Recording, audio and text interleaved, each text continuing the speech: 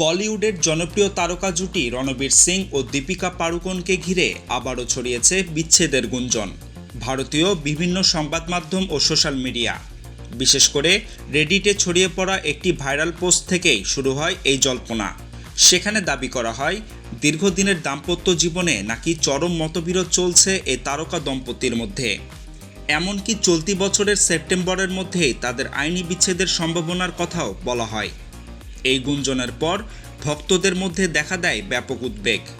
বিশেষ করে তাদের কন্যা দুয়ার ভবিষ্যৎ নিয়েও শুরু হয় আলোচনা।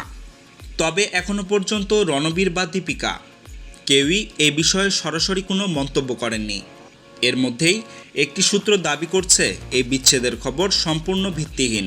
এর আগেও 2024 সালে একই ধরনের গুজব ছড়িয়েছিল, যা পরে রণবীর নিজেই নাকচ করেছিলেন।